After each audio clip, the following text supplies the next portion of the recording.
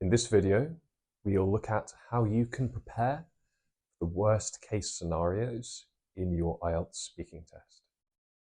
So, you've arrived at the centre, you've thoroughly prepared, but you're concerned that something may go wrong. So we'll look at some possible things that can go wrong and what you can do to prepare for those worst case scenarios.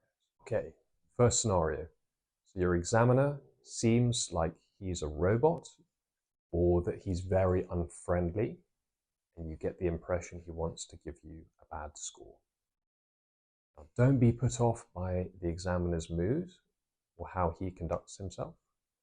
The examiner will typically have a full schedule during the day of speaking tests, and the examiner may feel tired, hungry, may feel bored, and so just do your best on the test. He's just looking at your language.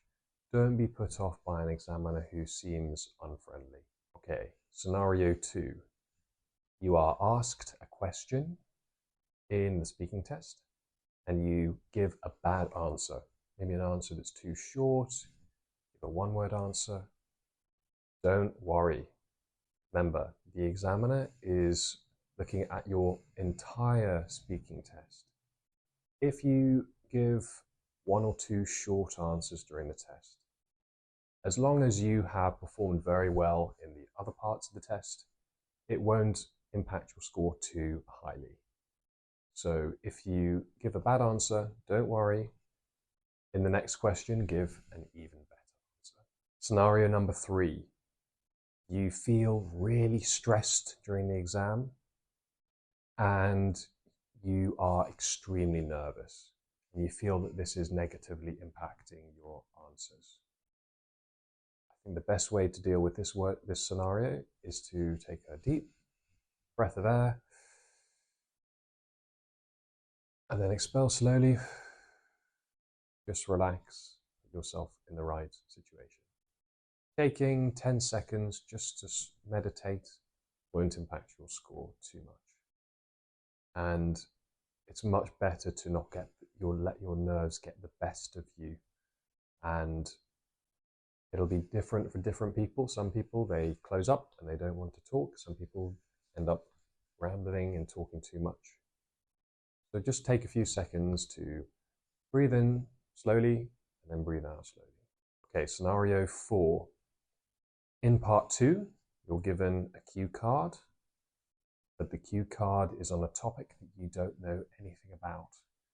Maybe it's about discussing a holiday, but you have never been on a holiday.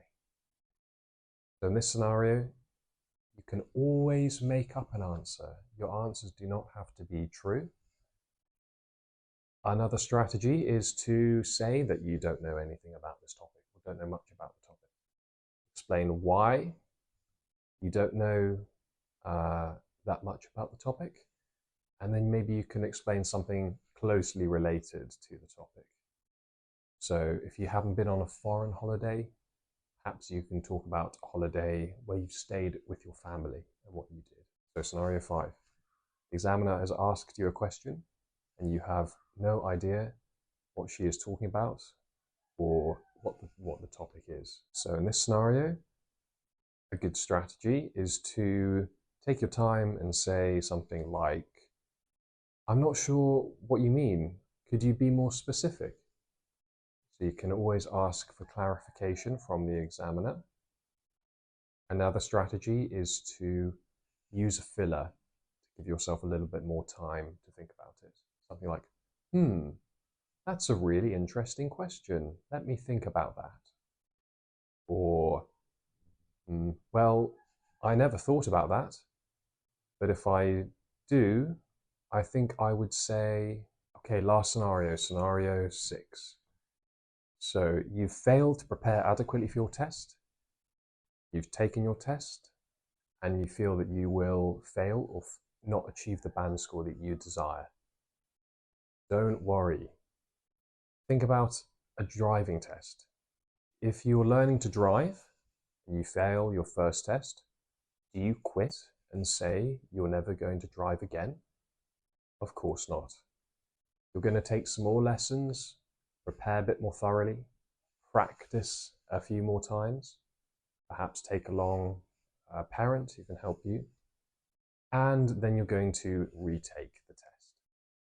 Same with iELTS. You can retake the test, have a few more lessons, and prepare yourself adequately so that you can perform better next time. Okay, I hope this video has been useful. Please like and leave a comment down below. Okay, goodbye.